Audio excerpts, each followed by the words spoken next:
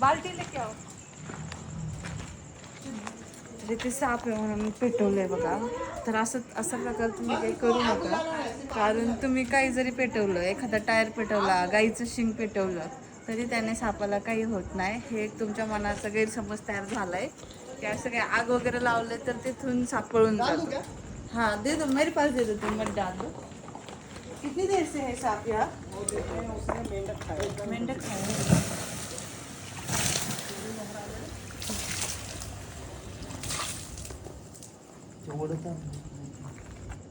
तर हे बघा मित्रांनो, मी आली आहे गोकुळ पार्कमध्ये.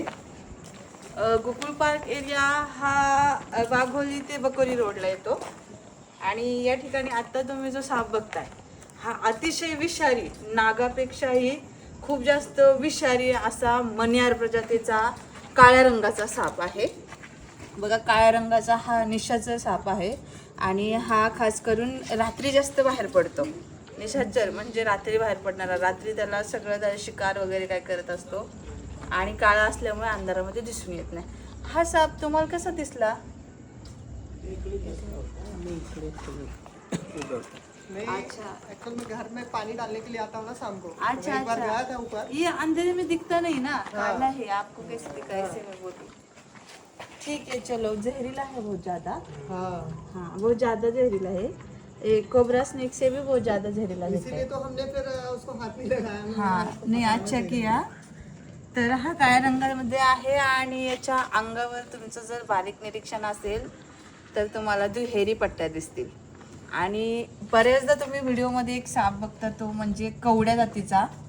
बाथरूममध्ये, टॉयलेटमध्ये, घरामध्ये मी रेस्क्यू करते, त्याच्या अंगावर देखील पट्ट्या असतात, पण ती सिंगल पट्टी आणि तो गडद असा चॉकलेटी रंगाचा साप असतो.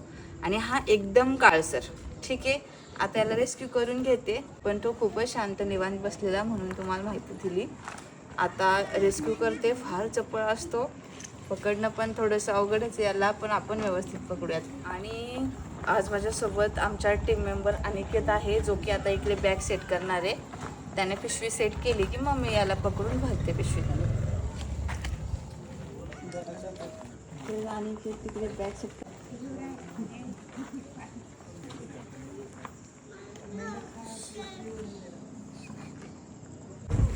ठीक आहे, अनिकेतने आपलं बॅग सेट केली. आता आपण पॅक करू. आणि काहीतरी खाल्लंय इथे बघा, इथे या ठिकाणी थोडंसं पोट फुललेलं आहे त्याचं. मग त्याने एखादा उंदीर वगैरे खाल्ला असू शकतो, किंवा हा सापाचं असं आहे, हा साप इतर प्रजातीच्या सापांना बऱ्याचदा खातो, म्हणजे बाकीचे जे साप आहेत. आणि सोबतच हा साप ह्या प्रजातीच्या सापाला पण खातो, म्हणजे मण्यार, हा मण्यारला सुद्धा खातो. ठीक आहे, आता पकडते मी याला. जसं घनच साप पकडणं अवघड आहे, तसंच मण्यार सुद्धा अवघड आहे, कारण खूप चपळ साप असतो आणि महत्त्वाचं म्हणजे विषारी खूप आहे.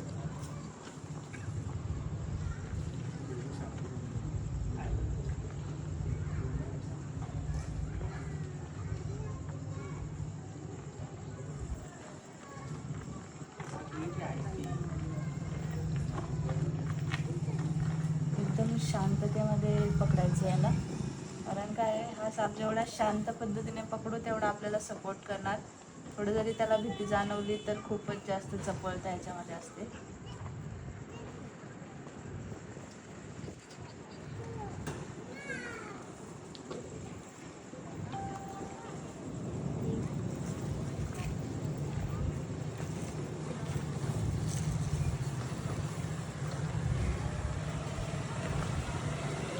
साईज बघा किती मोठी आहे.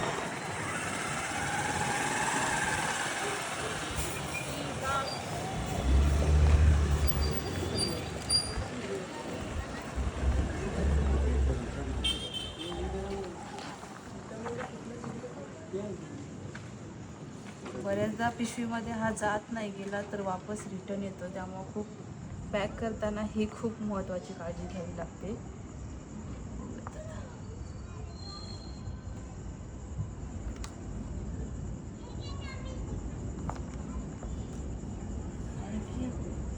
स्टिक नाही बसत, कोणाला राहतो हाय नको.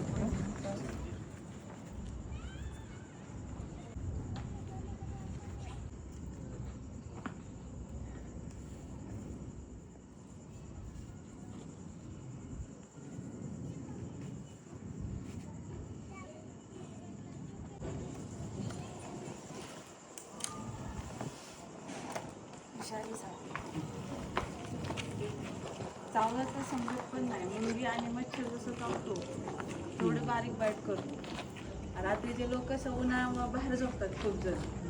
आणि ह्या सापाचं असं आहे, हा साप इकडे तिकडे कुठे नाही घुसणार. फक्त गोधडी अंथरून पांघरून टाकतो त्याच्यात घुसणार. तर ह्याला गरमी जास्त आवडते. आम्ही एखादं जर पटांगणात वगैरे झोपलेला असेल तर ग्रामीण भागामध्ये ह्या सापाचे बाईट जास्त आहेत. आणि हा साप चावला लोकांना झोपेत कळतच नाही की साप चावलाय म्हणून. कारण चावलेला पटकन कळत नाही. आणि जोपर्यंत कळतो तोपर्यंत हॉस्पिटलला जाईपर्यंत उशीर झालेला असतो. त्यामुळं मृत्यूचं प्रमाण आहे ह्या सापामध्ये. त्यामुळे काळजी घ्या, बाहेर नका झोपू. कोणी झोपत असेल तर लाईट वगैरे गेली की आपण बाहेर येतो.